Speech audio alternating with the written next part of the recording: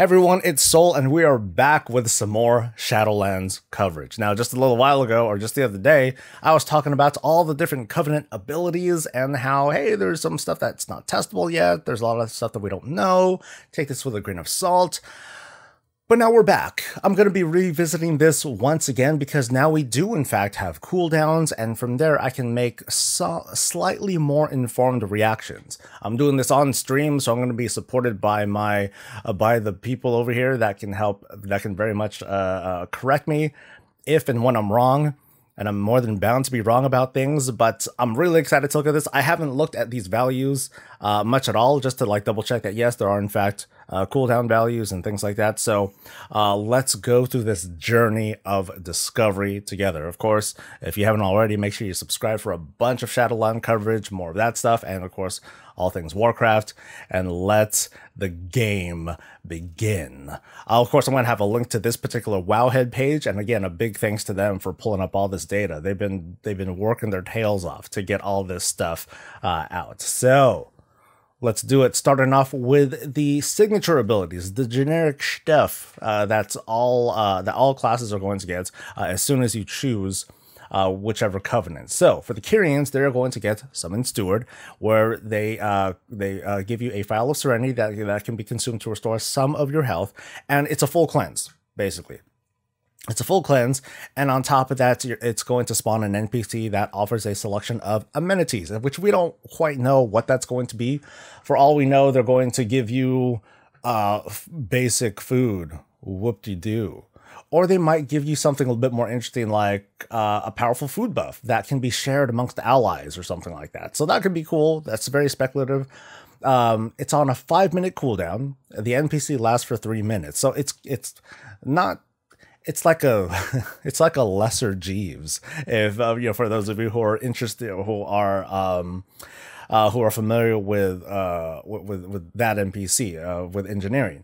Now, it only has a 5-minute cooldown, so it may offer like so that kind of tells me that it's not going to offer certain things. I have a feeling that it's not going to offer repair functionality. I doubt it's going to give like mail functionality, because I mean that would be a huge quality of life improvement for the Kyrians if they happen to get this sort of ability. But the 5-minute cooldown tells me that it's not going to be like such a game changer that it's like, yes, I am definitely going to get the Kyrians before my auction characters because I don't have a Brutosaur, but hey, this steward will give me an auction house. I doubt it, but let's move on. The Venthyr will get Door of Shadows, which is basically a blink. It has a 1.5 second cast and a 1-minute cooldown, but it has a 35-yard range. So that's a lot. I have a feeling that it's going to work the same way as like Heroic Leap, where you need to have some sort of pathing up to that target area. So it's going to be limited there, but most things are anyway. The fact that it's a 1.5 second cast tells me this is very much more of a utility thing and not, and well, it can be a combat thing, but maybe not. If anything, this might be a good way to juke someone in PvP. It's like, yeah, I'm casting something important. Not really. And then they'll kick the wrong thing and you're like, haha, sucker. And then you can cast heals and do all that stuff. So it's one thing that you can use to juke someone. And it's guaranteed, and it's probably guaranteed to work because it's probably not going to lock out your particular casting school. Maybe. The 1-minute cooldown, though, it doesn't make it super, like, I mean, this can make it potentially useful. Like, let's pretend 35-yard range. Here is a pack of mobs all the way over there. Me and my dungeon team, we are all over here. We all happen to be Venthyr. Hey guys, it's been a minute. Let's go. Boop. And like off we go to the other side. Hopefully have skipped that mob pack. That could be potentially powerful. Of course, it does require either a full Venthyr team, or it requires non-stealth characters to be aligned with the Venthyr so that they can help, and then all the other stealthies can be like, haha, I can do this all the time, sucker. So that could be, that can have some pretty decent applications too, somewhat limited by the 1-minute cooldown. And let's make it clear that all of these values are bound to change. And also on top of that, consider that when the alpha does open, whenever it does, I'm actually looking at my email right now. I'm not in yet. The only Bastion is going to be available right now. Many of these abilities aren't going to be testable until we can get to the zone where we can test out said ability. So we know that Bastion is coming up first.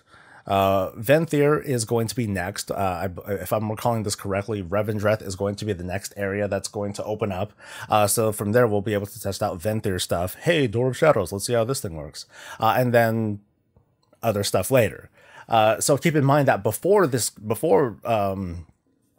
Revendreth goes live in a couple of weeks, Door of Shadows might change. It might be nerfed to the ground. It might have something like really cool. So we'll have to see. All right, let's move on to the specific abilities here, starting with Death Knights. For Kyrians, they're getting Shackle the Unworthy, Admonish your targets. They're going to reducing the damage that they deal to by 5%, and then dealing a decent amount of arcane damage, basically a 14-second dot. While Shackle the Unworthy is active on the enemy, rune spending attacks reduce its cooldown by 4 seconds. So it's on a 1-minute cooldown, which tells me that this is pretty fast. This can be like a fairly okay kind of damage reduction cooldown. Okay, cool, I can hit it every minute. Boop. And then they're doing 5% reduced damage. Cool. They're also taking arcane damage. Cool. But the fact that you can that using rune spenders can reduce the cooldown by 4 seconds, I'm going to guess that you can probably almost half this cooldown depending on your haste values and other cooldowns that you're hitting and things like that. So this can be potentially fast. Now, 175% of attack power, I can't quite, in my head, it doesn't quite translate into how powerful this actually is going to be. The fact that it's 14 seconds, though, it does tell me that you're going to expect to see quite a bit of uptime on this particular ability. This might rank pretty high on your details if you happen to be looking at exactly what are going to be your biggest damaging attacks. Maybe it's not going to be your Infinite Stars or your Twilight Devastation, but it's something that might be noteworthy, at least in its new iteration. Anyway, for Venthyr, they're getting Swarming Mist, where a heavy mist surrounds them for 8 seconds, which increases their dodge by 10%, which that's pretty good. It deals a decent amount of attack power every second to all enemies. I'm sorry, to maybe 5 to 8 enemies. I'm gonna kind of throw that in there because of the new AoE cap.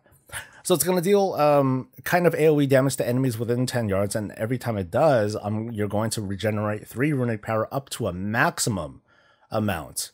Okay, so it's at least being controlled here. So, it's going to be a bit of a runic power generator, but not by much. You're going to get a whopping 15 runic power. That doesn't sound like much, does it, chat? I'm not seeing this as like a huge. This doesn't seem huge enough for me to be like, wow. I think the Kyrian one sounds a little bit better so far. One rune cost, 1 minute cooldown. So it's a thing to pop.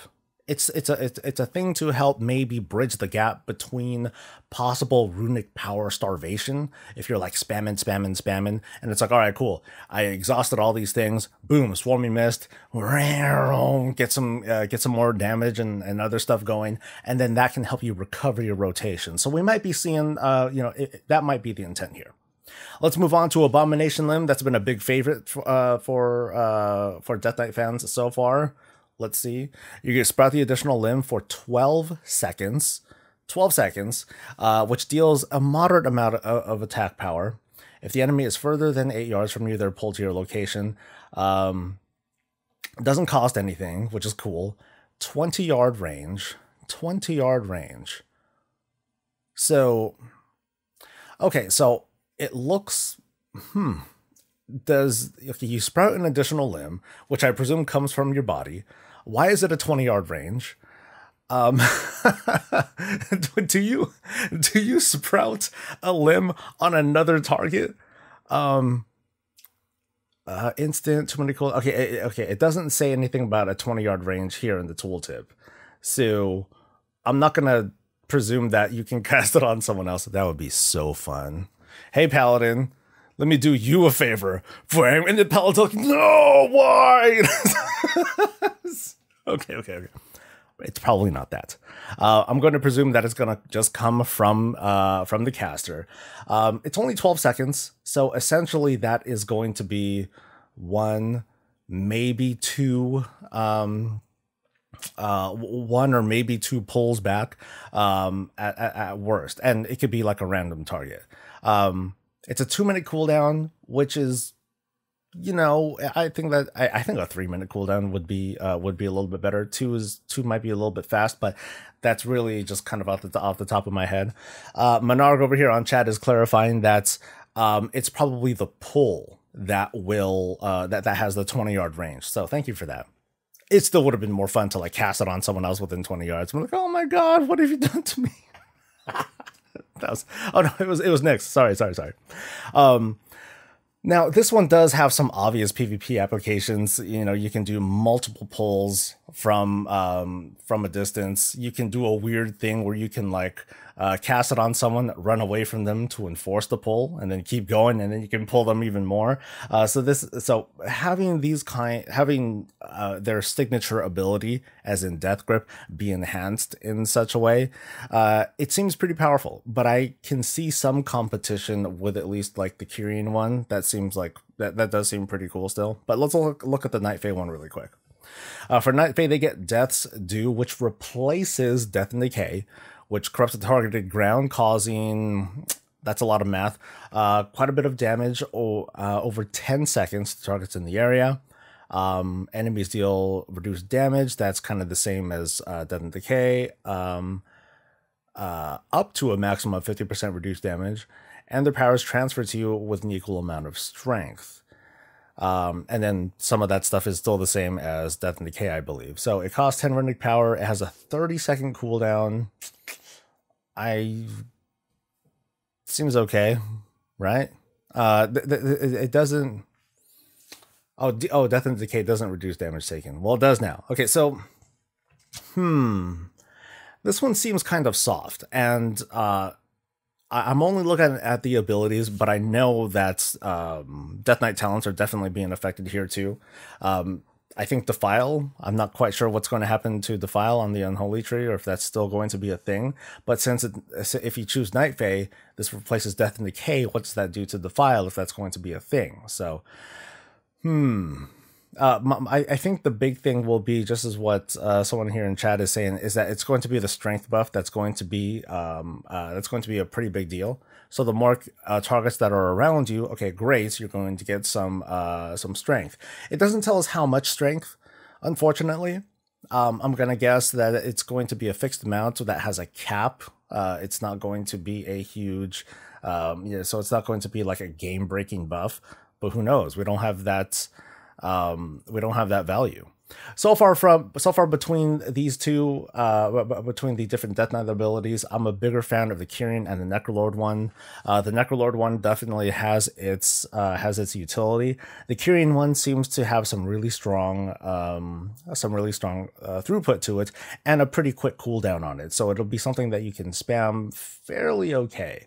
The other two, they just seem all right so far. So for any of these, let me know what you think in a comment below for these abilities or any of the abilities across any of the classes. Okay, another quick thing about the Night Fae. So it's saying that it's going to that the enemies are going to deal like a certain amount of reduced damage, and that reduced damage equals to increased damage as an equal amount of strength. But I just wonder, like, is it going to stack with multiple targets, or is it like, okay, if you happen to have 15 targets on you, which you shouldn't, because which is like the AoE, because of the AoE cap. So if you have a maximum of 8 targets, that's when you get that 15% extra strength. I don't think that's good enough, off the top of my head. I mean, 15% strength, that's okay. But that doesn't seem like enough. It really doesn't seem like enough. All right, let's move on to Demon Hunters. And for the Kyrians, they're going to get Elysian Decree, where it's basically a sigil at a location, so it's targeted and all that stuff, and it activates after 2 seconds, just like other sigils. It detonates to deal a pretty good amount of attack power, and it shatters up to 3 lesser fragments from enemies affected by the sigil.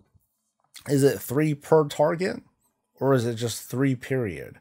Because if it's 3, I mean, getting more soul fragments is always great, but this doesn't seem, woo, it doesn't seem to be like, wow, it's more soul fragment generation, if anything, a little bit more DPS, a little bit more soul fragments, which equates to at least a little bit more of whatever demon hunters do, but not much. I don't think it adds a whole lot to it. Let's move on to the Venthyr, though. Sinful Brand, which is seems to be similar to the other Demon Hunter brand. You brand an enemy with the mark of the Venthyr, reducing their melee and casting speeds by 30%, and inflicting a lot of attack power over 8 seconds. Activating meta applies Sinful Brand to all nearby enemies. Dude, that's, wow. Okay, all nearby enemies, or is it 5 to 8 nearby enemies? I'm going to presume that the AoE cap of 5 to 8 is going to apply game wide. So it's still a lot of enemies, and it's still a lot of attack power. This seems like a pretty powerful both offensive and defensive cooldown. It's just a lot of stuff you can use. It's only on a 1 minute cooldown. It's basically like Divine Toll, the Paladins fan of shields. But it's a dot that does supposedly a lot more damage. And now I'm jealous. I don't like this. I'm not happy with this. Shucks. So here's, yeah, that's kind of interesting. Activating Metamorphosis applies Sinful Brand to all enemies. So I'm thinking of the talent. I don't remember what the talent is called, but it's the one where when you gather soul fragments, it has a low chance of activating meta automatically. So will it work? I don't know. I want to say no, because if it did, that's that's taking it steps way too far. But I'm not quite sure what talents are surviving all the way up to Shadowlands. At least as it is right now, it's like, whoa. You're just like, come on, bros, bring it on. And you're like, and you're waiting for meta to activate, and then it does, and you're like, haha, reduced damage, and I have meta activated. Oh my god, it sounds like pretty nuts. Necrolords are a work in progress, and for Night Fae, Demon Hunters get the Hunt, where they do a charge move, and it inflicts a pretty good amount of attack power, and rooting them in place for 3 seconds. So that seems to be, I thought that was a multiple target thing, but I guess it's just one target. But that target is marked for 1 minute, increasing your fury generation by a lot. You can reactivate the hunt every 30 seconds to teleport behind the marked target and ignore line of sight. That's kind of cool. This has a very roguish kind of assassination, like, come on, dude. Because the target is marked for 1 minute. You may reactivate the hunt every 30 seconds to teleport behind the marked target and ignoring line of sight. So I'm trying to think of like what sort of inventive things you can do with something like that. Like in PvP, like you can teleport behind them on a pillar. It's like, yeah, good going, trying to get on that ledge, but haha, I'm right here. Woohoo! That part's pretty neat. I'm trying to think of other applications because it only lets you charge into an enemy, and then you hit the enemy, and you can't do anything else with this enemy for another 30 seconds when you can like get behind them. But this has some really good, yeah, I think this is pretty good for especially like a raid fight. Now, granted, it's a 3-minute cooldown, so. For PvP, it's, and especially because it has a 1 second cast, for PvP, this doesn't seem to be as useful, maybe, because you'll be able to get, like, basically, when you activate the hunt for 1 minute, that target is, like, in the danger zone. So that guy or girl, they better get the fuck out of there. Otherwise, they're going to get pretty jacked up. As for my favorites on here so far, I'm thinking the Venthyr. I like that one. The Kyrian is very straightforward. It's like, hey, here's some more DPS. Congratulations, guys. Enjoy. Getting the 3 lesser soul fragments from that is cool, but that doesn't seem like enough. And then, of course, the Necrolords we have no idea about so far. So we'll see. All right, let's move on to Druid, starting with Kindred Spirits, which is kind of like Symbiosis, but it's definitely not. So let's just read this guy. You form a bond with an ally. Every 1 minute, you may empower the bond for 10 seconds, granting you an effect based on your partner's role, and granting them an effect based on your role. So you're gonna need some sort of. You might need a chart again.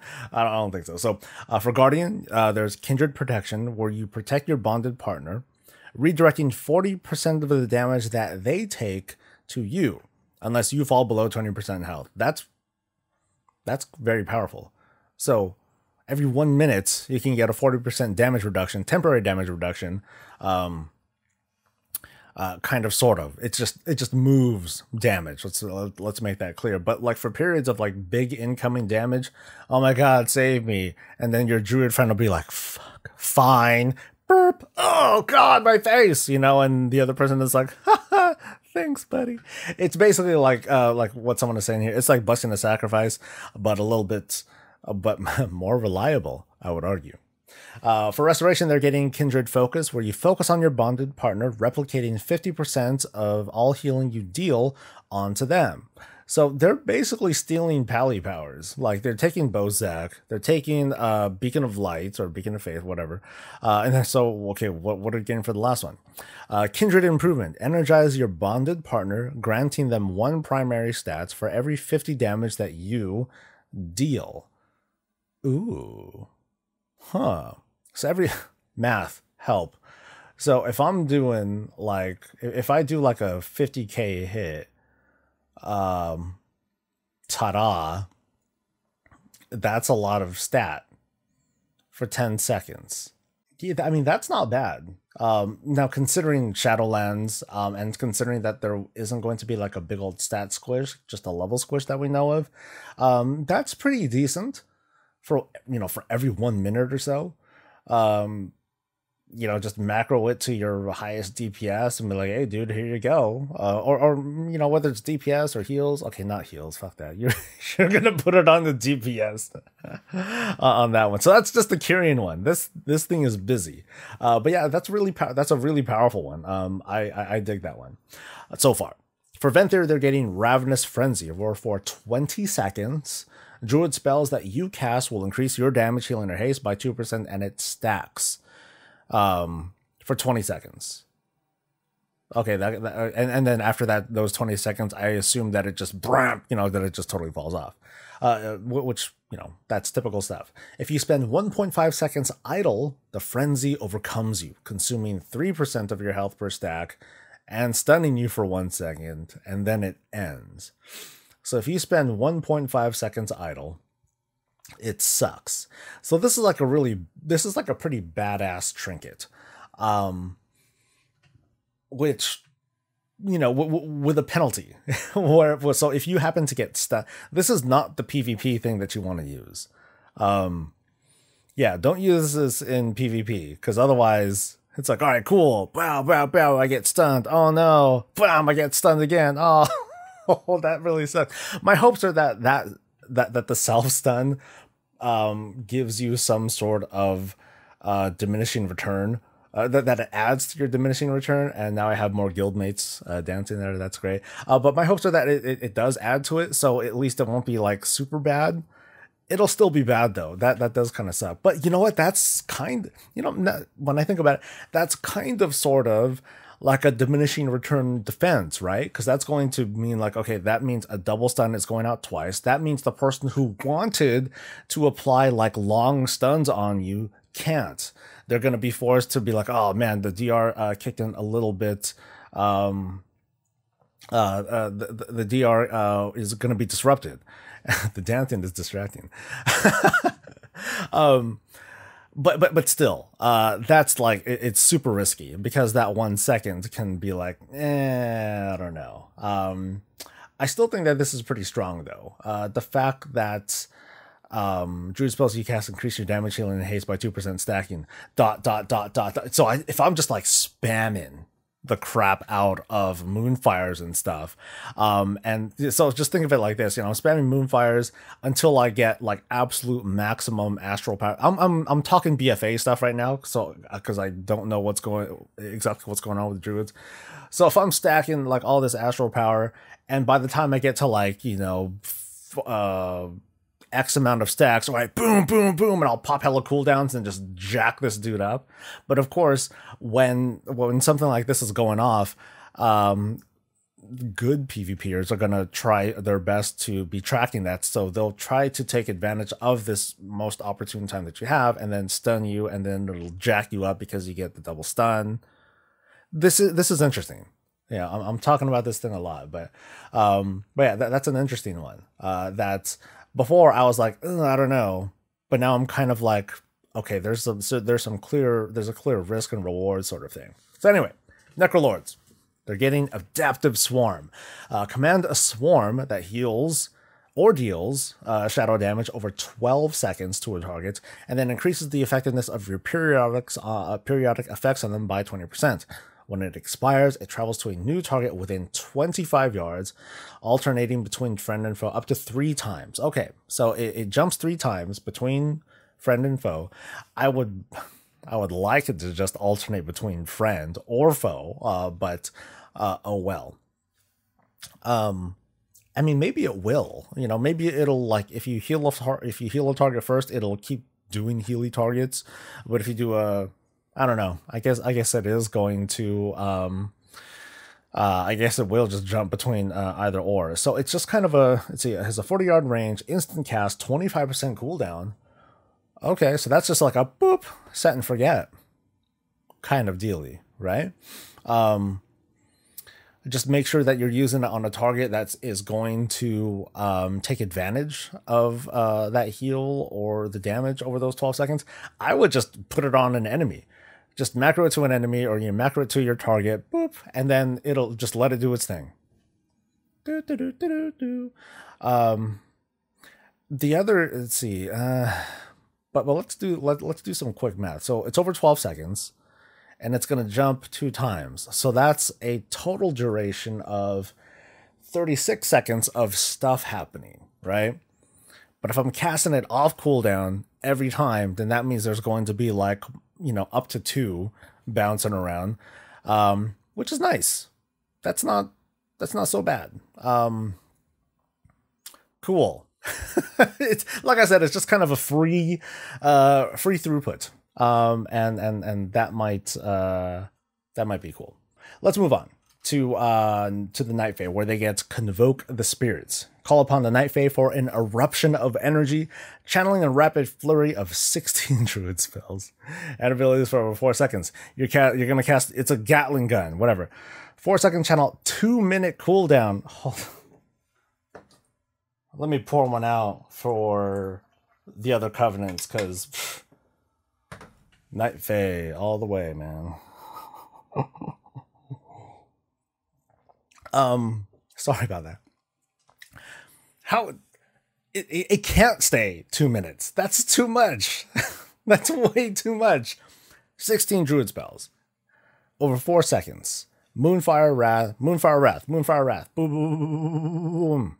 It's it disrupts everything else. I mean, these other, I was talking about the Kieran's like, hey, it's cool. The Venthyr, oh, that has some really that has a really great risk reward thing. Necrolords, oh, it's just like a really simple set and forget sort of thing. Night Fae, Gatling gun, you know, it's powerful enough to it's powerful and it's stupid. It just kind of disrupts the design of all the other abilities. So I'm going to now it has a 4-second channel. So that's like, oh my God, he's doing the thing. But then even if you get to them and interrupt them, that's still going to be like 4 spells that they probably get off very quickly, or 8 or 12 or the full 16. Yeah, it's like you kick it off. All right, hey, can you stun lock that guy? All right, cool. You just go nuts. So the 2-minute cooldown is a bit much. I would want it to be honest, I'll take a 6-minute cooldown. give me a 6-minute cooldown, and it's okay.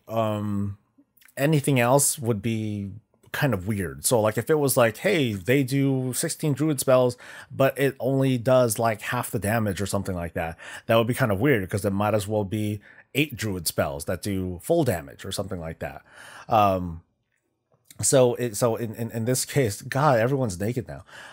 So in this case, I think I would just prefer a longer cooldown to start with. But this thing, it just seems much. Yeah, it seems like a bit much. All right, let's move on to hunters. Starting with the Kyrians, they're going to get Resonating Arrow. Fire a resonating arrow to the target location and fill the area with stuff for 10 seconds. The effect causes your attacks to ignore line of sight to enemies in the area, and you have a 30% increased critical strike chance against them. As a 40-yard range, it's instant, and it has a 1-minute cooldown. 10 seconds. So that does it say how big the area is? It doesn't say like how big this area is, because I'd want that to be big. Like really big. Now, as a straight up throughput thing, it's like, okay, cool. Every minute, let's throw down this this fuck you trap, and I'll just go to town. 30% increased crit strike. Bow, bow, bow. You know, so you're doing some big throughputs from this. I'm trying to think of implications where it's like in non-PvP situations, I'm like, okay, let me throw down this trap, and then I'll get around a corner, because these guys are going to do these guys otherwise can do some crazy damage, and then bow, bow, bow, you know, and you can jack them up for the next 10 or so seconds. That window feels kind of short though.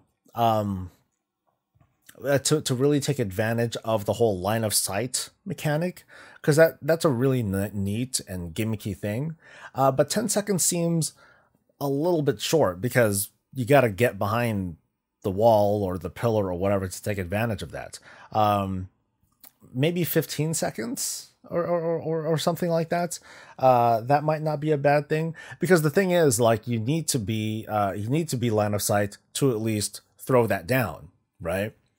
So in PvP, I don't see a great application for this, unless it's like, unless it's like a very closed space, and it's like, okay, this dude is on me. You know, if there's like if there's an enemy that's on me, I'm going to throw down this resonating arrow, throw down I forgot the name of that trap that kind of pulls him in place, and then just try to use that 10-second window to mess him up there.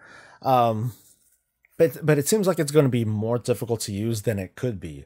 Unlike Convoke the Spirits, unlike the Druid Gatling gun, which is like, you know, it's not which isn't a big thing. Yeah, I mean, I know it's not a trap. It's just, I just call it a trap because you're just throwing down this field that provides a very powerful debuff on the enemy. Don't get me wrong. So like for PvE applications, I think this is pretty good. As for the line of sight stuff though, I think that can be improved upon by perhaps increasing that 10-second duration to like a little bit more. 15 might be too much. 12 might be a little bit better, because that'll give a little bit of time for positioning and things like that. So, you know, we'll just have to see. For the Venthyr, they're getting Flayed Shot. Fire a shot at your enemy, causing them to bleed for a decent amount of damage over 20 seconds. Each time it does deal damage, you have a 15% chance to gain a Flayer's Mark, which causes your next kill shot to be usable on any target, regardless of their current health. It has a 30-second cooldown, and a pretty low focus cost. But it does have a focus cost, so that's going to slightly disrupt or alter rotations. But every 30 seconds, that's good. Let's see, each time it deals damage. Okay, it doesn't say how often the dot goes. So you fire a shot, causing them to bleed for shadow damage every 20 seconds. So how often are the ticks? That's going to be like kind of the big thing. It's going to make them bleed for shadow damage every 0.2 seconds for 20 seconds. Yeah, I mean, obviously not, but so we don't have quite enough on here, but the idea is let's go with 10 ticks. All right, that's kind of a lot. I feel, you know, so you're definitely going to get a couple of kill shots out that you can use on whatever the heck target that you like, which I think is pretty cool. And the short cooldown, is just like, hey, this is an extra dot that you could, if nothing else, it's an extra dot that you can throw down that will cascade into all these other things. Because okay, cool, that kill shot I don't recall, was kill shot on the global? I thought kill shot was off the global cooldown, if I'm remembering this correctly, and I don't know if I am. If it's still going to be now, of course, we haven't seen kill shots in a while either. So we'll just have to. So it is on the global, but we haven't seen kill shot in a while either. Maybe we'll see it behave a little differently. So we'll have to see. All right, so for the Necrolords, let's move on. They get Death Chakram. Throw a deadly chakram at. I remember I was kind of confused by this one. You throw a chakram at your current target, which will rapidly deal a little bit of attack power up to 7 times. Interesting. That still seems interesting, the way that it applies that. Each time the chakram damages a different target, its damage is increased by 15% and you generate 3 focus. It has a 45-second cooldown, instant cast, and the usual 40-yard range. So I wonder, like, is it gonna... I'm going to presume that it's going to bounce on the same target if need be, because it provides like this buff whenever it damages a different target. So the whole idea is, okay, cool, if you're doing it on like kind of a big pull, or if it's chaining across different targets, it's going to be pretty damn cool. Think of it like Avenger Shield. Oh, now I'm jealous. Think of like an Avenger Shield with 7 bounces. The thing is, though, with the way that it looks like it is going to at least bounce onto itself, which I wish Avenger Shield would do. But there are clear benefits if it's jumping around to different targets. But given the 45-second cooldown, free damage, just pop it pretty much at any time.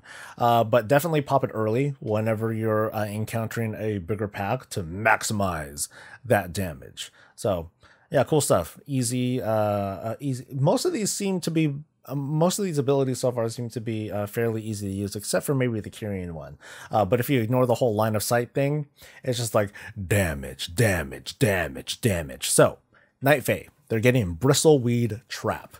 Throw a trap at the target location that makes a path of thorny weeds, up to 20 yards long, between where you threw the trap and the targeted location. So, actually, let me read the bottom here. It says that this was missing from the Blizzard blog and therefore may be unused. So let's take that with a grain of salt. This might not be a thing, but let's read it anyway. So it throws a trap at the target location that makes a path.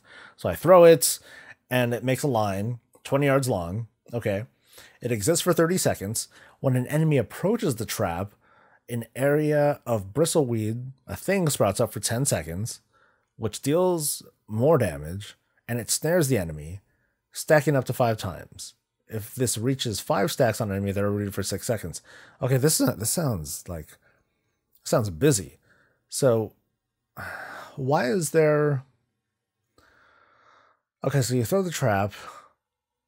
It doesn't talk too much about like the weeds, right? Yeah, oh no, you know, maybe I think the whole thing is the trap, right? That's what I'm thinking. So when an enemy approaches this line, this wall, kind of, an area of bristleweed sprouts up for 10 seconds, dealing attack power every 1 second and snaring enemies. Yeah, I can see why they haven't talked about it yet, because it's kind of weird. It's like a spike strip. All right, guys, bring them over here. Boop, and then you just watch them walk through. You're like, get trapped, bitches. Beep, beep, beep. You know, so that's kind of cool. That's kind of cool. Not too much to say about it, or I don't want to look into this too much since it wasn't officially announced yet. Yeah, so it looks like let's see. This has a 1 minute cooldown. Your 40-yard range as usual, 20 focus cost. So it's kind of like a it feels, I mean, it looks like you can use this at any time, but it looks like a kind of a pre-combat thing. You know, throw it down before you pull the enemy, which could have some pretty cool applications. I mean, imagine like if I'm throwing this stuff at a line. Imagine if I'm throwing the line directly at the enemy. So you have the enemies walk along the line. There's a game that I played called Ragnarok Online. There's a spell called Firewall. But what I often did was create the firewall, but then have the enemy attack the side of the wall. So that way they're hitting every segment of this wall. I mean, it's kind of like Diablo 3 too. Diablo 2, where you throw down firewall and you have the enemy walk along the wall for like some huge damage. It's kind of like this. So I'll be interested to see if these debuffs apply the same way, or hell, if this thing even happens. You know, we'll have to see about that. So, all right, let's move on to mages. Starting with the Kyrians, Radiant Spark conjures a thing that causes an okay amount of spell power instantly, and then an additional bit of spell power over 8 seconds. The target takes 10% increased damage from your direct damage spells, stacking each time they are struck. The effect ends after 4 spells. So with mages, as usual, whenever like the strategy around them, I imagine, would be line everything up, right? Line up all the good stuff. For example, like Arcane, you wanna channel like your most powerful versions of your Arcane thing with the Radiant Spark to do some like crazy damage, because that's going to be, let's see, 10% increased damage from your direct damage spells, stacking each time they are struck. So depending on what struck means, like do Arcane missiles count separately and things like that. Yeah, this can potentially be pretty darn powerful. Now, it does have a 1.5 second cast and 30-second range, so it lasts for 30 seconds? No. I'm not quite sure what 30-second range means. 30-second cooldown, okay. 30-second cooldown. Yeah, that's not bad. For the Venthyr, they're getting Mirrors of Torment. They conjure 3 mirrors to torment the enemy for 20 seconds. Whenever that target casts a spell or ability, a mirror is consumed, so a total of 3 consumes, to inflict some spell power, and their movement and cast speed is slowed by 15%, which is okay. The snare, I think, matters a lot. The final mirror will instead inflict hella damage to the enemy and then root and silence them for 4 seconds.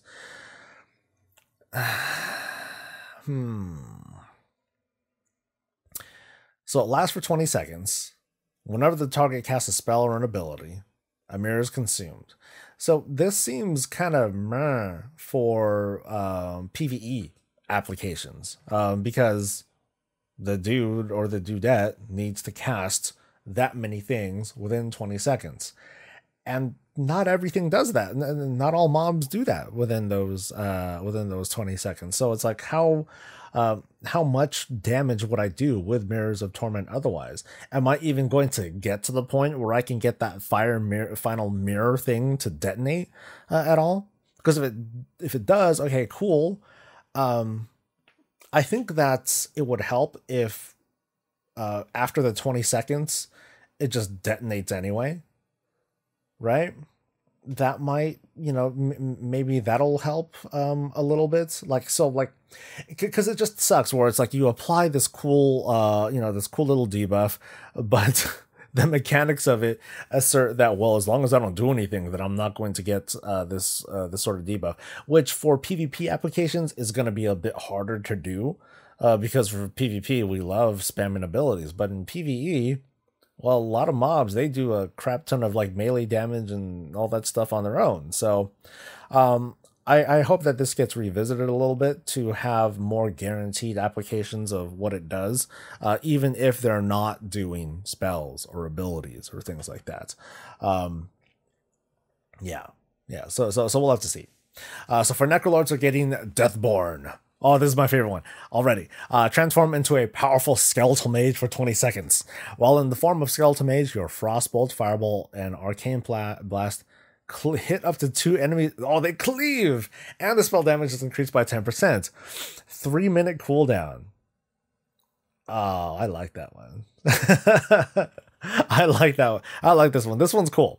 That it cleaves. Frostbolt. Frostbolt hits 3 targets. Now I wonder if like they'll also apply like their procs too, like 3 frostbolts, and that means 3 times the chance to activate Fingers of Frost. And then I'm mostly familiar with Frost. Sorry guys. And then you'll get like similar applications for the other specs too. So that'd be sweet. I think that's a nice and easy. It's a nice and easy cooldown to line up with any of your other abilities. So cool. And then from Night Fae, Shifting Power. Draw from the ground beneath you for 6 seconds, dealing an okay amount of nature damage every 2 seconds to nearby enemies. So 3 big ticks, but at range or at very close range. Because it says nearby enemies. Actually, it says 15-yard range. Oh, actually, that's kind of a big thing. So it's for the riskier kinds of mages. While channeling, your mage ability cooldowns are reduced by not that much, by a bit every 2 seconds. Okay, so and this has a 45-second cooldown. So this is a pretty interesting application. So like some mages are going to be like, okay, well, I want to get my ability cooldowns like, I want to bring these cooldowns down. That's not bad. Especially with the 45-second cooldown. Because imagine like other spells, not just like major cooldowns, but like some of the smaller ones that have like maybe a 1-minute cooldown or something shorter than that. They're not coming to mind. I apologize, but this can have some pretty good applications when it comes to lining up mage cooldowns a little bit faster over the duration of a fight. And it does damage, which is like, it's kind of okay. But it is a channeled spell. 6 seconds, man. That's a lot of seconds of not doing stuff. So I'm not pro enough at Mage to really speak to that. But having 6 seconds of downtime, I mean, it's like Evocate, kind of, right? So maybe mages are used to that. Let me walk that back. So this might bring back a little bit of Mage fantasy. It's like, all right, gonna Evo, whatever. And then meanwhile, Arcane Mages are like, yeah, I'm Evoing twice, shut up. So, all right, let's move on to Monks. Starting with the Kyrians, which I didn't like. Actually, the Kyrians were the only ones that were set, so let's keep in mind of that. The Venthyr, Necrolords, Night Fae, that stuff was not listed in the Blizzard blog, but of course we'll go through them anyway. So Weapons of Order. For the next 30 seconds, your master is increased by 15%. That's not bad.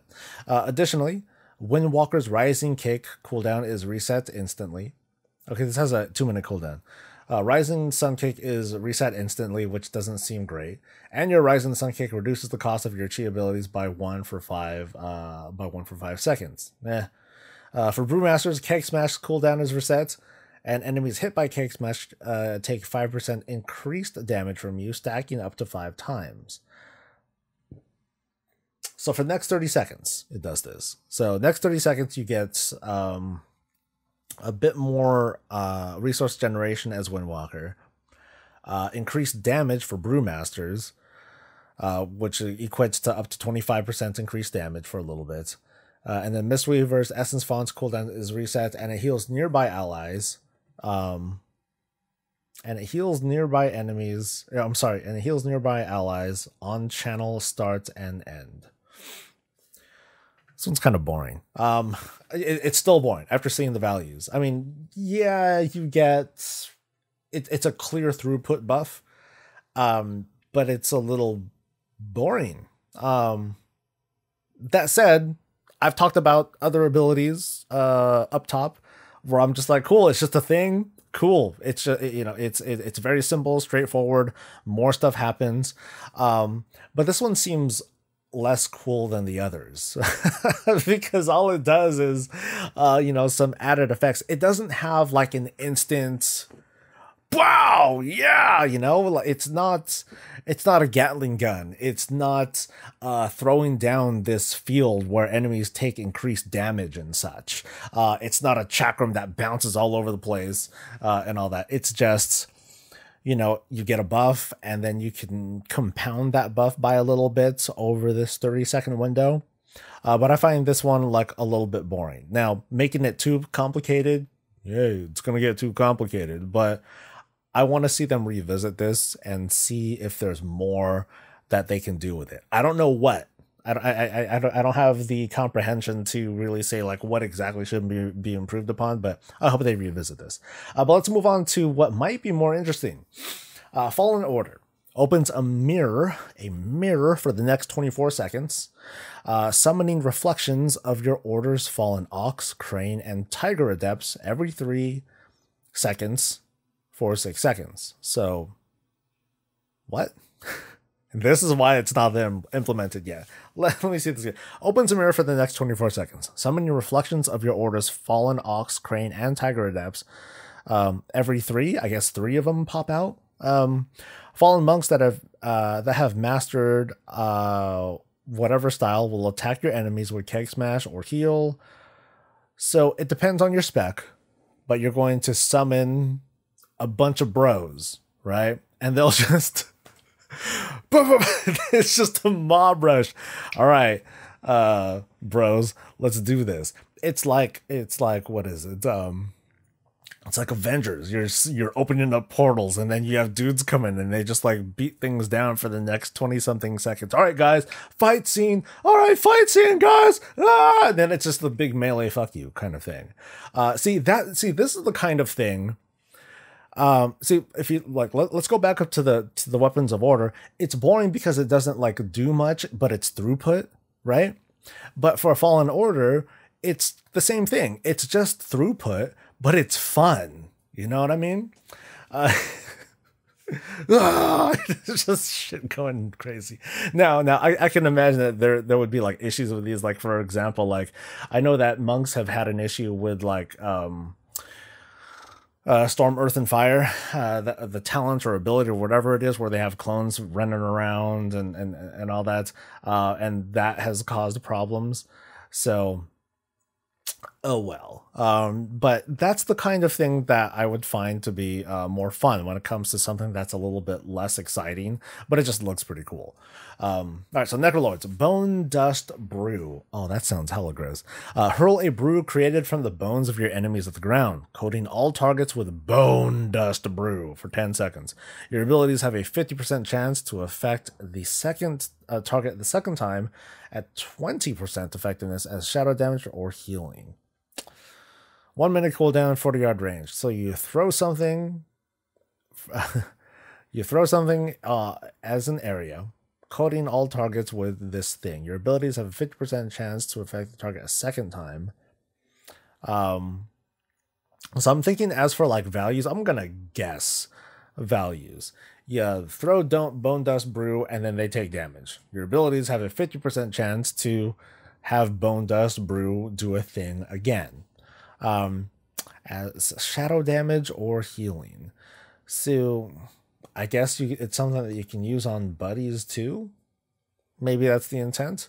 Let's see how that works out, if or when this becomes a testable thing and they update this.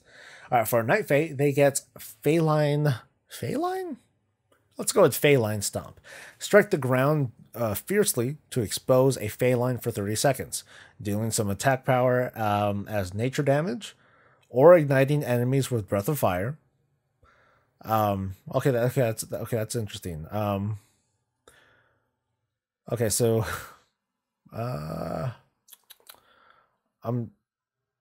it's reading as funny.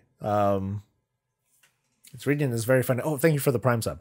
It's reading funny. So it's nature damage or Breath of Fire, or healing allies with an Essence Fond Bolt, and ripping chi and energy spheres out of enemies. Your abilities have a 10% chance of resetting the cooldown of Feline Stomp while fighting on a Feline. So overall, the monk abilities are like really boring. They're really straightforward. Yeah, they don't have like, they don't do any effects that like alter your rotation, that cause your behavior to change very much. It's just like throughput.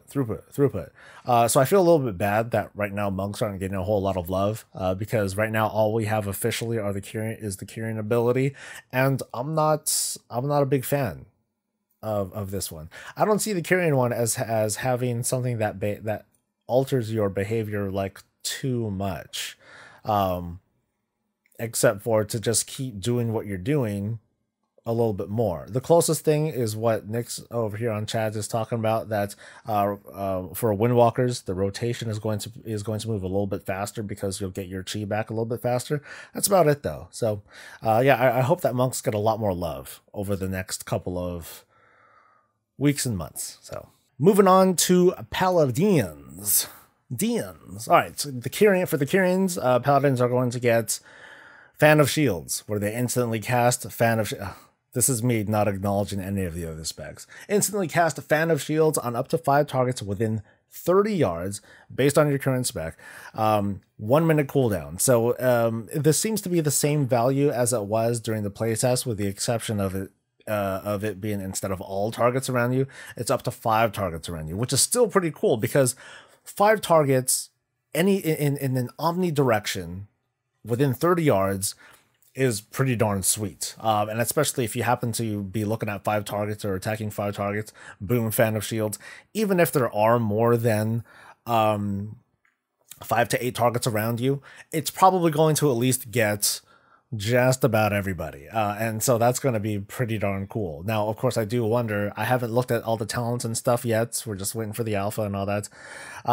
That's going to mean, shoot, I totally forgot what I was going to say here, but it's cool. All right, let's just go with that. It's cool. Someone on chat was saying 5 targets means 15 targets, but you got to understand that like they might overlap targets too. So at any rate, it's still going to hit a lot of stuff. I still think that this is going to be fun, and so far it's kind of the favorite.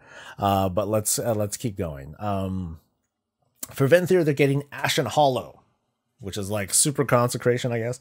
Hallow the target area, which deals a pretty good amount of shadow damage.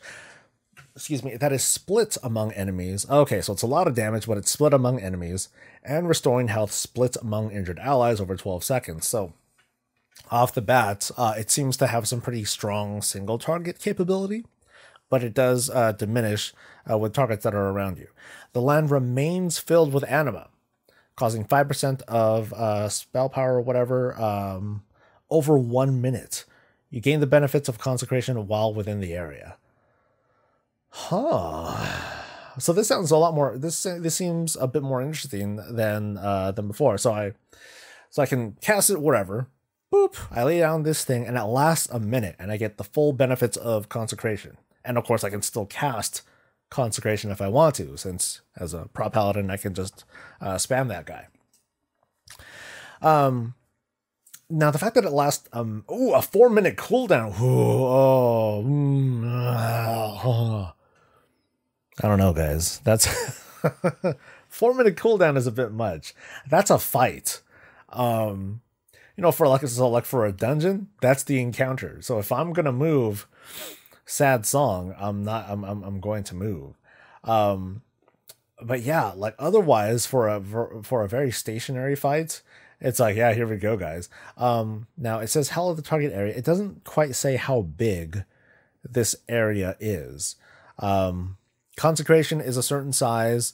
Death and Decay, that is a considerably larger size. So I'm wondering like how big is this area? If it's like super big, oh hell yeah, woohoo! But I doubt it. The things that I'll wait on for, yeah, it says 30-yard range, but it looks like you can cast it at a 30-yard range. We just don't know how big the area is. I'm thinking that's just like the cast range and not the actual not the actual field. Because man, that would be a jacked up thing when it comes to like trying to CC targets. It's like, okay, here's an ad fight, guys. Ads are gonna come. Paladin, can you pick it up? Yeah. Yeah, I sure can. Boop. Ashen Hollow. Woo, I'm holy. And all that. So, we'll have to see just how big this field is.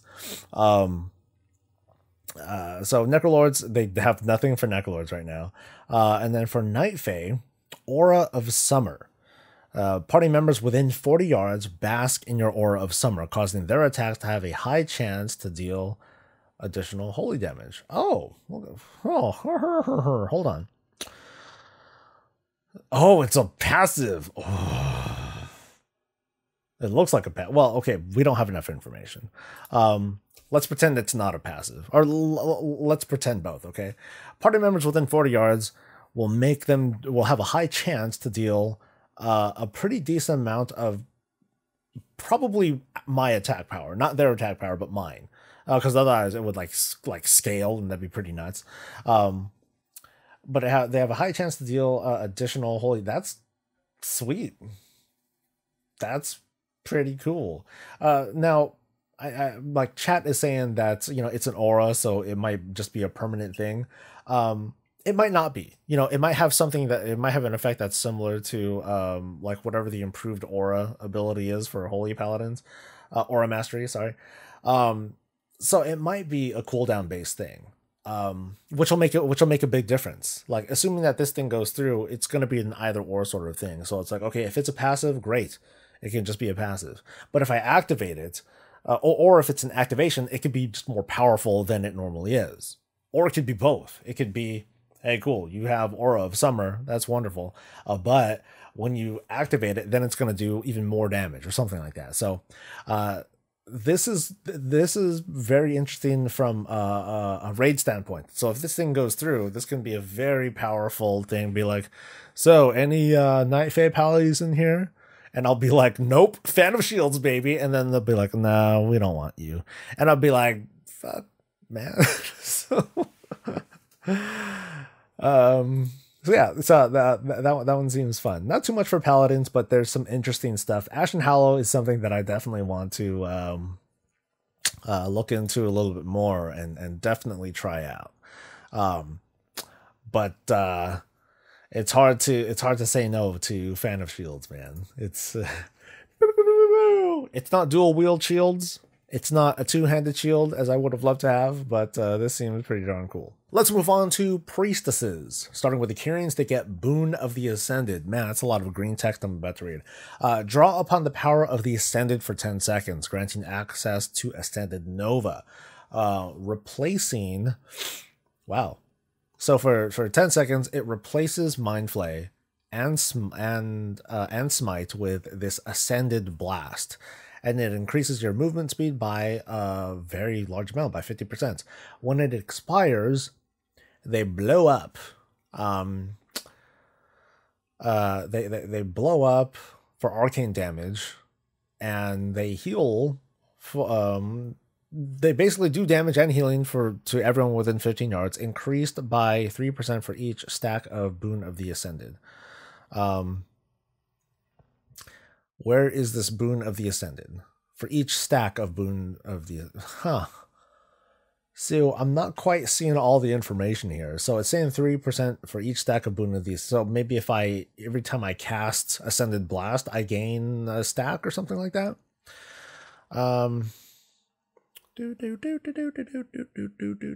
So that can be exceptionally powerful. The big drawback would be the 15-yard range. 15 yards is not a lot of yards, depending on the kinds of encounters that you're going to be dealing with, depending on the PvP application. And let's see, how long is this? 10 seconds. That's not a lot. So I wonder just how... let's see, you replace it with so we don't know what Ascended Blast does. Maybe it's somewhere on Wowhead, but we don't know what the cast time on Ascended Blast is. So how many of these stacks can we build? So it can potentially be very powerful. 3-minute cooldown makes it a bit unattractive, but I can Yeah, I'm weirded out by this one because it's all about the Ascended Blast. Does Ascended Blast only do damage, or can it heal as well? Now, keep in mind that we're replacing Mind Flay and Smite, which are all damaging abilities. Actually, someone on chat was able to find this. Let me pull this up. Instant. Here we go. And it grants 4 stacks of boon. Okay, so this can be very interesting. Thank you, chat, for this one. So it blasts the enemy with pure anima, causing... whoa. Wow, this is... Whoa. Okay. So it blasts the enemy with pure anima, causing 250% something arcane damage, and it heals a nearby ally for 100% of the damage done. Dude, so this is this is like a little Gatling gun. Okay, so for Boon of the Ascended, it's like, all right, guys, heavy hitter coming in. Let's do this. You know, they march in, get in with their group, or get into the enemies, pop the cooldown, go nuts, wow, you know, and then, you know, whatever their haste is and all that stuff, they can get like a whole bunch of casts off. We don't know if there's going to be like a maximum cap. Let's pretend there isn't. Get a bunch of casts in, and then boom, 5 to 8 targets. we'll get some big damage or healing. Because it's now it says all allies. It says all enemies and all allies. So this might be a case where it's going to break the target cap. And if it is, okay, so be it. Given that it's like a spell on a really, given that this is very much a throughput cooldown, but this looks potentially really neat. Yeah, it's like even, you know, for Shadow and for Holy, it's like their moment of atonement. You know, boom, boom, boom, boom, boom, and then like they're throwing out these things which does some free healing and all that.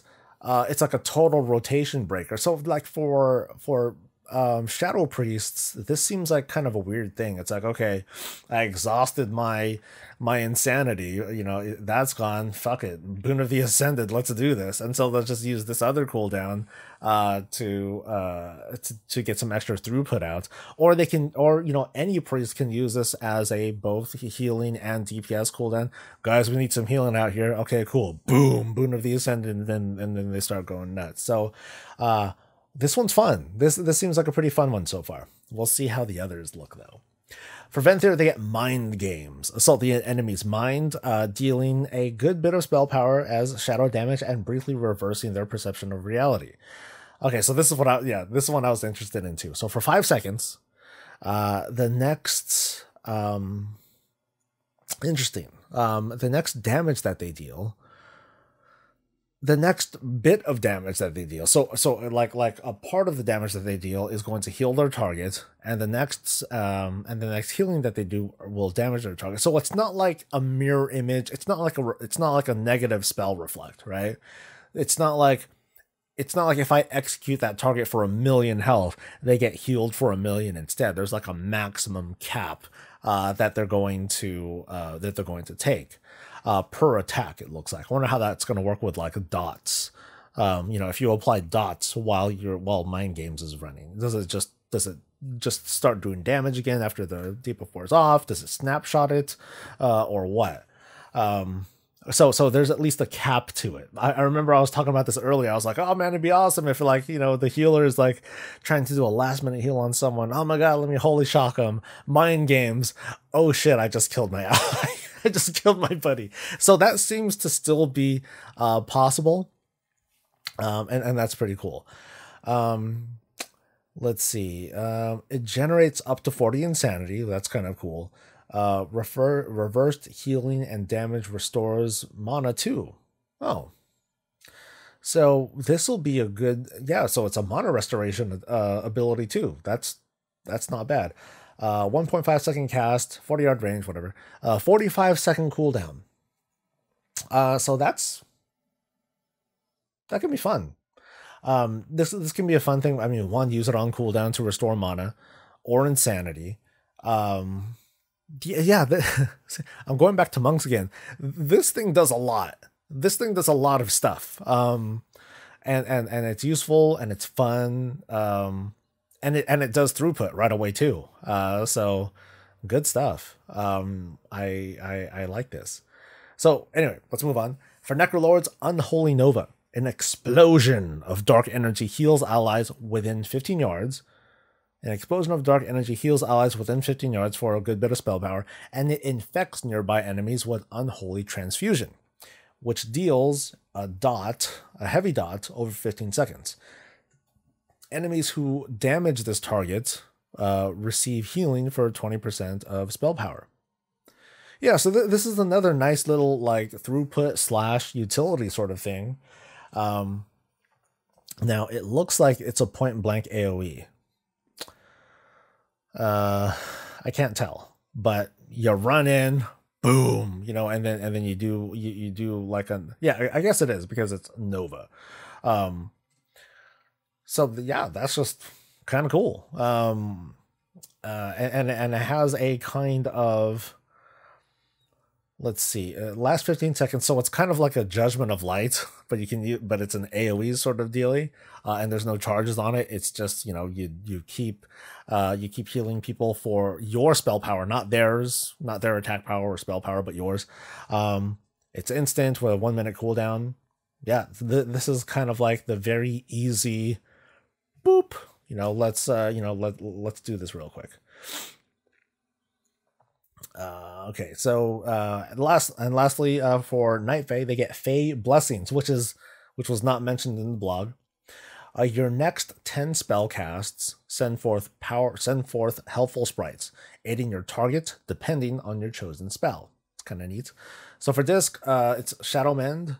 Reduce it. So your next 10 spell casts. So next 10 Shadowlands. Am I gonna do 10 Shadowlands as disc necessarily? Maybe shields or smites or well, anyway. Reduces damage taken by 10% for 15 seconds. Power Word Shield and so it's a bunch of things. So Power Word Shield invigorates the target with 2% mana, or 20% resource. Power Word Radiance reduces the cooldown of one of the major abilities by 3 seconds.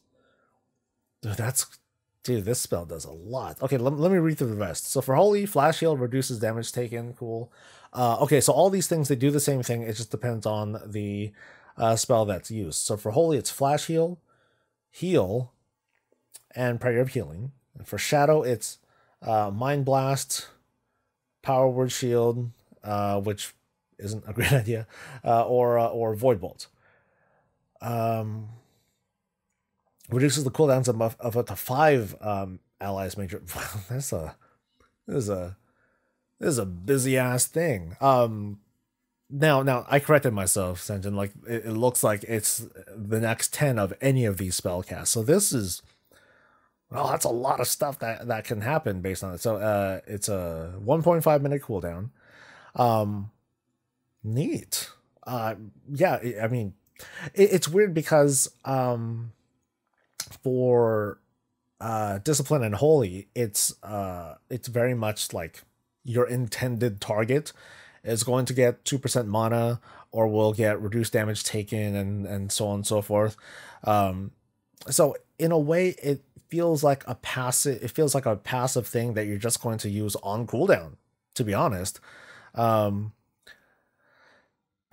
You might consider being like, okay, let me just make sure that I have 2 charges of Radiance, and then I'll pop Fae Blessings so I can boom, you know, pop double Radiance, and so on and so forth.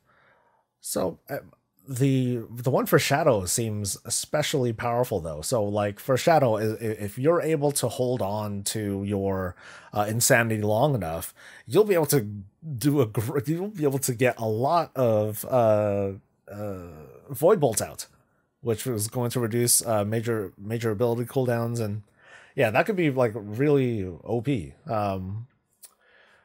Man, that could be pretty nuts.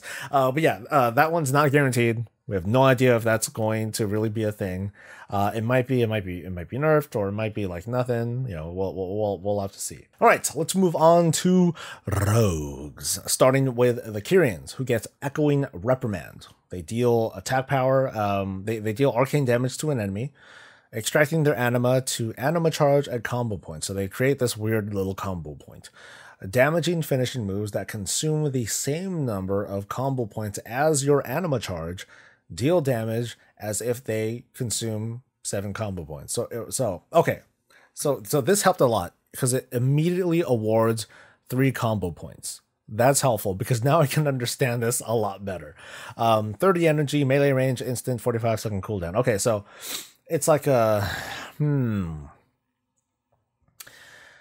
So, okay, maybe I'm not understanding this great, because when I use it, it's going to give 1 combo point, right? Or actually, extracting their anima to anima charge a combo point. Or does it anima charge all the combo points that you already have? It's still kind of confusing. So I'm going to guess. I'm going to guess that it anima charges all of your gives 3 combo points. One of those will be energized. So it's kind of like, if I think of math, I could probably communicate this better. So let's pretend, all right? Let's pretend I'm doing a poll, and then for whatever reason, I hit Echoing Reprimand like right away, okay? So I get 3 combo points, and one of those points is an anima charge, which is, yeah, and one of those points is an anima charge. So I go through my normal rotation. I have 3 combo points. I get it up to 5. I use a spender. I'm down to 0 combo points. I do an attack. I happen to get 1 combo point, and from there the stars are aligned. All right? The stars are aligned, and so at that point, I don't want to use any more combo point builders. I just want to spend. So that way, I use a 7-point combo finisher. Right? I think that's kind of what I'm getting here. And I'm not very good with rogues, so I hope I'm right about this. But that's what it feels like. It's like you're going to use this, but not like right away. You're just kind of prepping for like something really good. So you can have a pretty cool opener. You can have a good opener where you're prepping a Roll the Bones, or actually no, you're not, because Roll the Bones is going off of the combo. Whatever. You can prep something, and you're basically banking a 7-point finisher for a little bit later. Because yeah, it's weird because it asserts that you might anima charge more than 1 combo point, and I don't see why you would ever want to. I think that as soon as you get 1, you ideally want to spend it, because that way you're maximizing your anima charges. If you end up using Echoing Reprimand twice, then that means you're going to, that means you're going to need to spend 2 combo points, or that means you need to have 2 combo points on top of the anima charges, so that way you use them both, and then you get a 7-point combo. And that wouldn't feel good, right? So we'll hold off on that. It's a Kyrian thing, so we might be able to see this very quickly. We'll have to see. Yeah, like someone in chat is saying maybe you can get a 14-point combo finisher, which would be nuts. Holy crap. You build it up and you get all the way up to like 5 or more, depending on your talent selections, and it's like boom, a target just dies. But yeah, we'll have to see about that. Hopefully we'll find out very soon. So for Venthyr, they're getting Slaughter. Slaughter a target, causing a decent amount of attack power as physical damage. The target's anima mixes with your lethal poison, which gives you a poison for the next 5 minutes. Slaughter poison deals shadow damage over time and steals 15% of healing done to the target. This also rewards 2 combo points. So this one, unfortunately, is kind of situational. Now it does do damage, right? It's a 2-point. It gives 2 combo points, but it also costs 50 energy. That's kind of a lot. yeah, it kind of does a lot. And unfortunately, Slaughter Poison okay, it deals shadow damage over time. It doesn't tell me how much it does. There might be a tooltip somewhere. But yeah, the shadow damage is going to be that's kind of a big deal. How much does it do? I don't know. Oh, and it requires stealth. Oh man. Now, of course, you need to do it every five minutes. There'll be plenty of chances for you to do it. There are plenty of tricks that you can do to reapply your Slaughter Poison. It's just kind of weird that it's like, yeah, let me apply my poisons really quick. Let me stealth and kill this critter right quick. Boom. You know, it's like, all right, guys, I'm good to go. Hashtag ready check and all that. So, yeah, so it's kind of like free damage. The 15% the healing absorb is cool for, like, you know, for a little bit of PvP stuff, but pretty straightforward. It's just weird to the way that you apply Slaughter Poison, but oh well. For Necrolords, they're going to get Serrated Bone Spike. This is one that I was interested in, where you embed a Bone Spike into a target, dealing damage every 5 seconds until they die. So it's not a lot of attack power, but it's unending corruption basically for a rogue. Attacking with Serrated Bone attacking with Bone Spike causes all of your active Bone Spikes to fracture and strike your current target, increasing initial damage by 100% per spike. Okay, that's pretty good.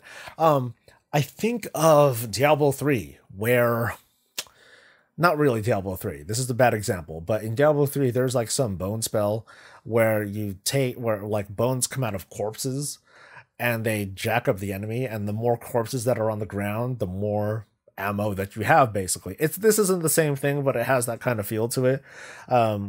The more targets that are out, the more things this will jack you up. Only 10 energy? Dude, so I'm gonna go around and, you know, so like for a bunch of targets, I'm just gonna do little stabbies and use Serrated Bone Spike like all the time, you know, and apply all that stuff. Yeah, depending on how many targets and how long they stay alive, dude, like I'll just apply a bunch of these things and then I'll just do Serrated Bone Spike on one enemy. I'll just spam that and nothing else. Aside from like dots or whatever, and I'll just keep doing that. No finishers are needed. I'm just gonna keep doing all these different Bone Spikes things on enemies. Or if anything, it's just this kind of cascading thing where it's like, okay, I hit one target, cool, I hit the one target. Second target takes a little bit more damage. Third target takes a little bit more damage. Fourth target takes a little bit more damage. And then once I get all the targets, stab, and then I'm seeing bones just like, you know, that seems kind of cool. The effect seems cool. As for the actual attack power, who knows? It might not be all that great, but we'll see. It's a Necrolord thing too, so we're probably not going to see the implementation of that for a while, and it might change a lot before it goes into test. So anyway, for Night Fae, this is not a this might not be implemented. They get Sepsis. It's a finishing move. It's a finisher that poisons a weakened foe's blood, dealing damage over a minute. It can only be used as an execute. It can only be used on targets under 35% health. Sepsis generates 5 combo points and 25 energy over 5 seconds if it does not last its full duration. It generates 5 combo points and 25 energy over 5 seconds if it does not last its full duration. So basically, if the target dies, right? Yeah. If it dies, that's so that's kind of okay. It's just a way to like chain, yeah, it's a way to chain attacks, and it does a pretty decent amount of damage over 24 seconds. Someone saying in chat is it may apply this if it's dispelled, which would be interesting because they'd be like, ah, sucker, bam, yeah, stab Guys, got cleansed. Oh no, what happened? You're like, bitch. So that could be fun. We'll see how the actual implementation comes in as soon as this becomes testable. Let's move on to the shaman, whatever floats your boat. For Kyrian, they get Vesper Totem. Summon a totem at the target's location for 30 seconds. Your next 3 damage spells or abilities, I guess will cause the totem to radiate arcane damage up to 6 enemies near the totem, and your next 3 healing spells will heal up to 6 allies near the totem for a decent amount. Casting this ability again while the totem is active will relocate the totem. Casting this ability again while the totem is active will relocate the totem. I don't get it. So it lasts for 30 seconds. It has a 1-minute cooldown. I guess that means we can, during the 30-second location, we can relocate it, as you need to, but then it still has an uptime of only 30 seconds per minute, right? Looks like I'm right. Okay. Easy throughput, right? It's an easy way to get some extra cleave, cleave slash AoE on friendly or not so friendly targets. It's interesting because your next 3 healing spells will heal up to 6 allies near the totem. So without quite knowing what the relative value of 100% spell power or attack power is going to mean, this has some pretty cool utility whether you heal or you DPS, because you could just use either. You just use either. Now here's the weird thing. So you summon the totem.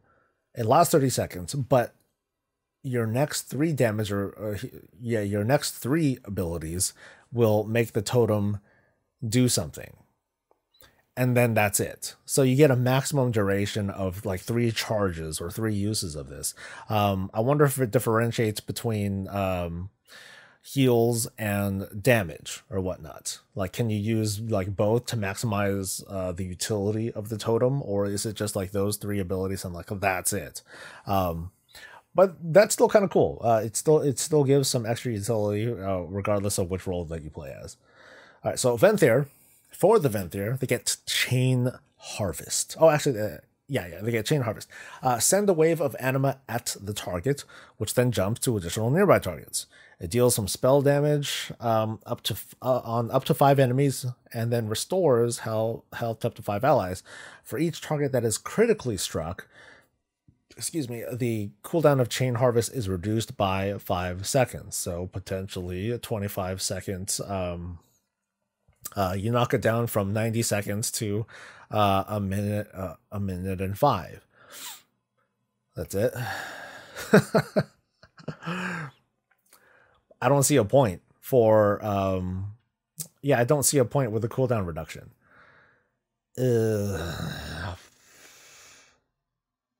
So I'm not quite at 1.5 minutes. 1.5 minutes.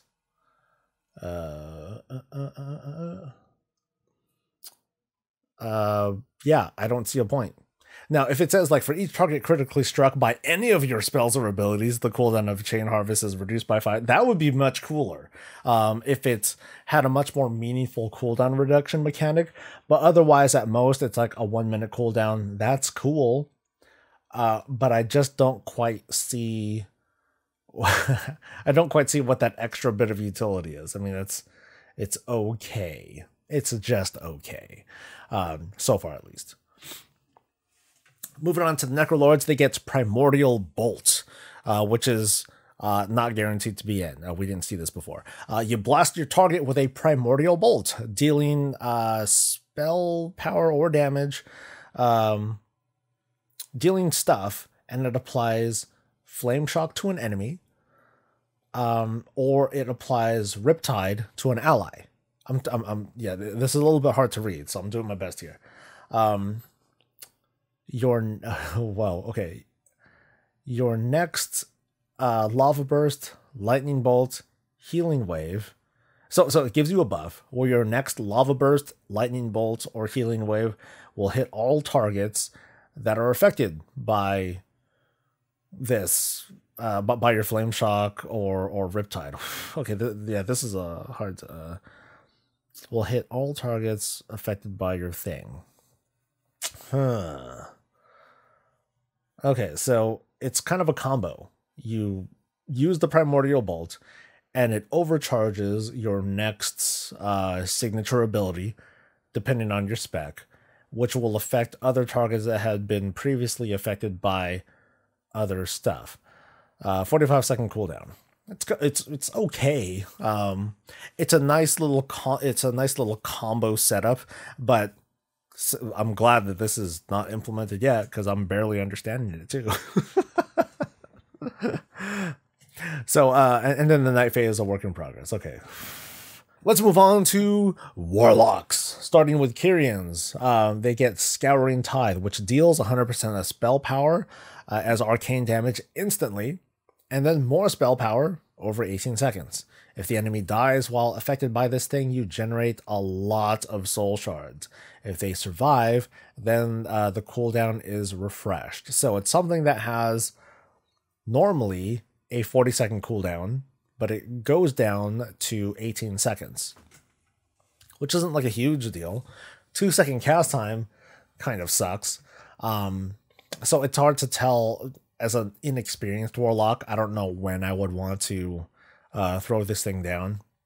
But if anything, if I know it's going to cause some like interesting behavior from players, because it's like, okay, the mob's about to die. The dot is still on them. Let me spend everything that I can so I can get those 5 soul shards back as soon as possible, which would be kind of cool. But kind of reminds me of Haunt. It has a pretty straightforward kind of behavior to it. It's just that the whole thing with generating 5 soul shards, that's going to cause some different behavior, but not a bad thing. Especially for God, what was it? Demo that doesn't quite do a whole lot of damage over time stuff. Okay, so for the Venture, they get Impending Catastrophe. Call forth a cloud of chaotic anima that travels to the target enemy, dealing spell power to enemies within their path. So, travel time. Hits people. Kind of neat. Kind of. When the anima reaches the target, it explodes, inflicting a random curse and dealing a lot of shadow damage. Yeah, kind of a lot of shadow damage over 12 seconds to all nearby enemies. 2-second cast, 1 minute cooldown. 1 minute cooldown. There seems to be a lot of not PvP, AoE implications for this thing because it has a travel time that'll hit enemies. It explodes. Does it have a radius? No radius, so I'm gonna guess like anywhere between 8 and 10 yards, something like that. Maybe a little bit bigger. But it inflicts a random curse, so it has some definite utility to it, but you can't control it. And that part sucks. So it could be Curse of Tongues and make the enemies cast slower or attack slower. It could be Curse of Exhaustion. Is that coming back? I don't recall. I don't recall if Exhaustion is coming. But yeah, the enemy will be CC'd in some small minor way. Maybe it's a bit too minor. I would like the curse to be like controlled somehow. Otherwise, that's something that I'm not even going to be thinking about. But it does do some decent AoE damage. So for a warlock, that would be kind of nice to have. It just sucks that it's on a 1 minute cooldown and a 2-second cast. So you'll be casting this at the start, like on a pull even. So that way you can get as much of that going as possible. Then you can just use it again. So anyway, for Necrolords, they're getting Decimating Bolt. Hurl a bolt of shadow magic at your target, dealing a pretty good bit of spell power as shadow damage and increasing the damage of your next incinerates, drain souls, or shadow bolts by a lot. Decimation bolts damage and the bonus to these increase as your target's health decreases. 45-second cooldown, 2.5-second cast. So how long does this debuff last? It just makes it so that your next 3, I think I saw. Yeah, your next 3 incinerates, drain souls, or shadow bolts do a lot more damage. The damage, it increases as your target's health. So is it like up to 250% depending on the target's health, or is it 250% base and it gets even higher as you get closer to that execute phase? I'm thinking the former, because that would be really, really powerful, given the only 45-second cooldown. That can make some like incredible crits, and Decimating Bolt itself seems to hit pretty hard too. Yes, yeah, that's not bad. It's straightforward.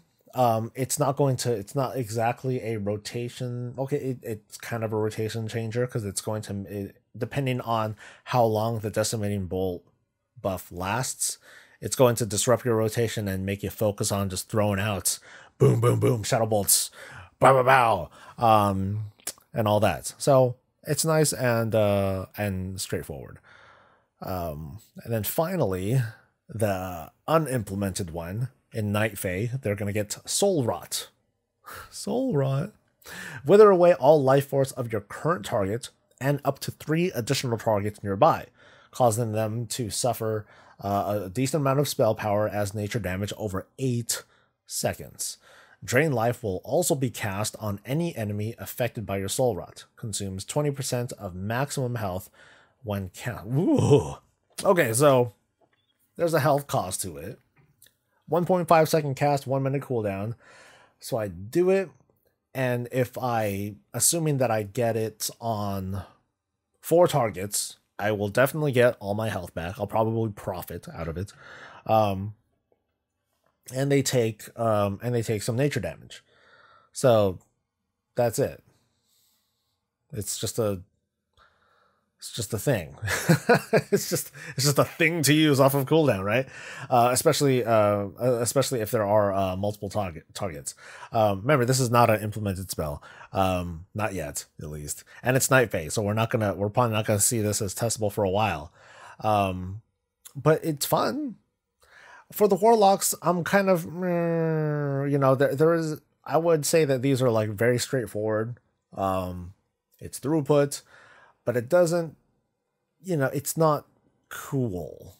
Not like a bunch of monks running in and beating down the enemies. That wasn't an implemented thing either.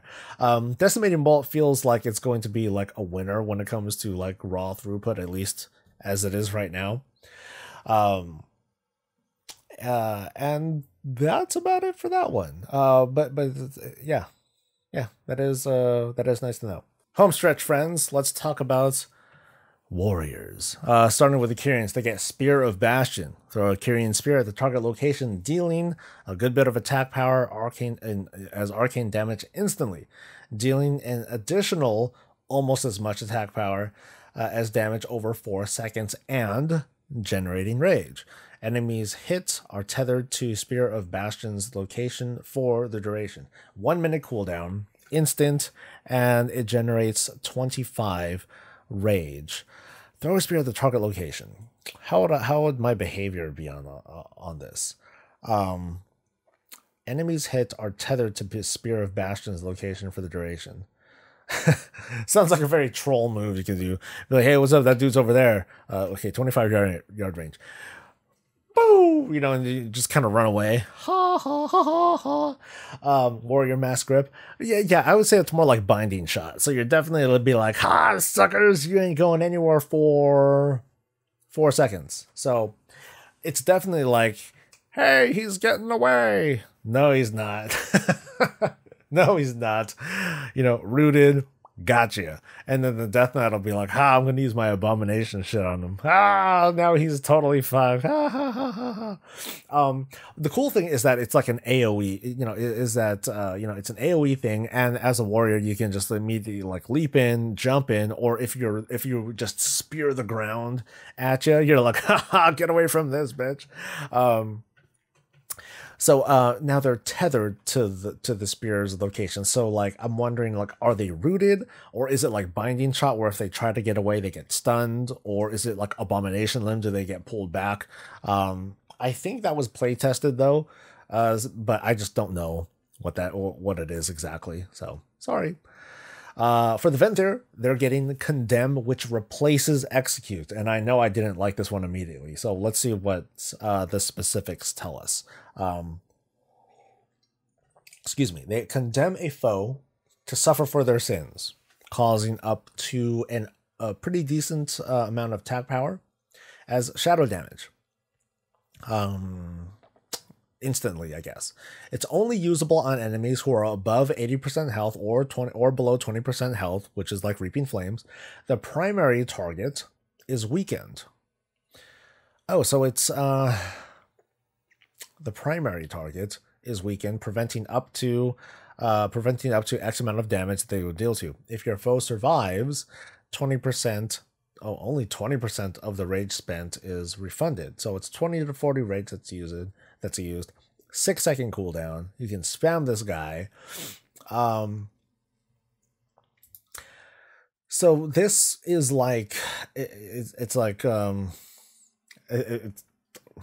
execute for tanks, kind of. It's like, okay, great. They're gonna do like a little bit less damage to you. It would be cooler if they would deal less damage to everyone else. But yeah, I'm not so. Sweeping strikes can cleave it, says someone in chat. Okay, so if you activate sweeping strikes, so it's kind of spec specific there too. That, you know, in order to get it on multiple enemies. And then 20%, only 20% of the rage spent is refunded. So that doesn't seem like. This one doesn't seem great. I mean, the attack power damage, it doesn't seem to be multiplied by rage either. I'm not seeing like a rage modifier, or maybe I'm just not understanding it well enough.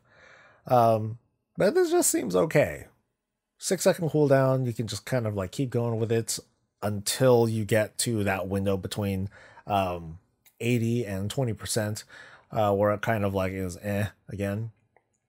But I don't know if this would. I don't know if I would want this to necessarily replace Execute. Yeah, I'm a little kind of. I'm not very warm to this one so far. But it's a Venthyr ability. We're gonna see that perhaps later this month. So. Fury can whirlwind to spread it, right? Oh, actually, you know what? Thank you, warriors on chat. They're helping me out. Yes, you probably could, since it's a single target ability, whirlwind, and then all of a sudden, boom, you hit a whole bunch of you hit a whole bunch of people with this. So okay, that's okay. I'm just maybe my proficiency isn't high enough. All right, let's write that. Let's write it off with that.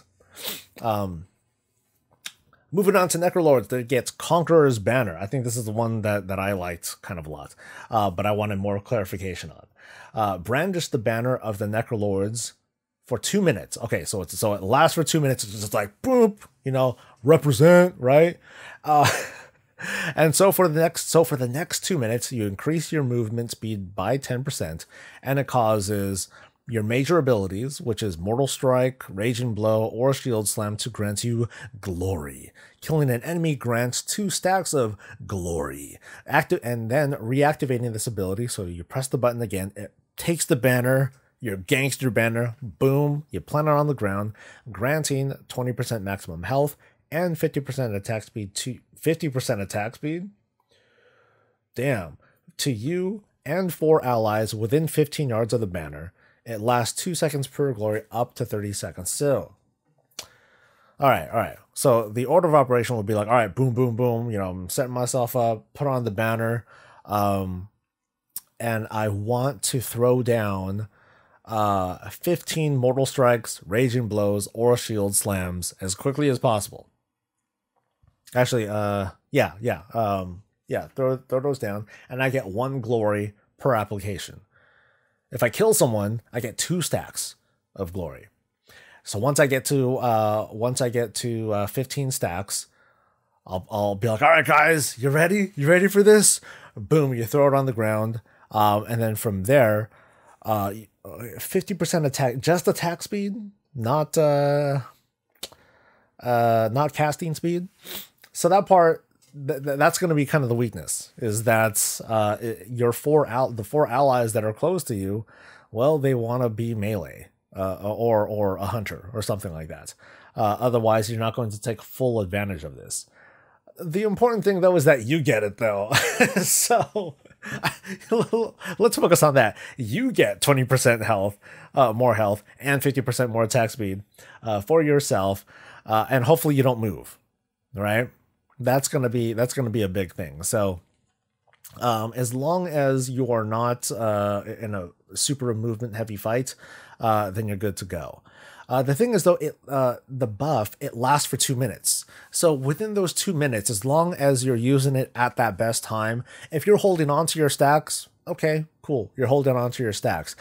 My hope is that these stacks of glory, that they last for that full duration too, that you don't need to be like, oh man, my banner's up, but my glory fell down. I'm not glory. I'm sad. So that's going to be a sucky thing if, depending on how long glory itself will last.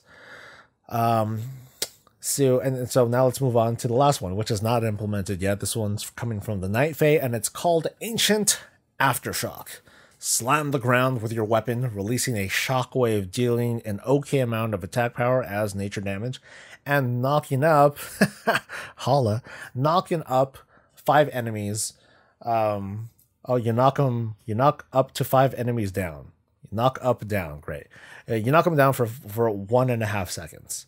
Enemies that are hit, they take a little bit of nature damage every 1 second for 6 seconds, and it transfers to you as 6. Yeah. So looking at the attack power, it's very minimal, but you get 6 rage times 5 enemies every. Yeah. So it's a rage generator more than anything. It's a little bit of damage.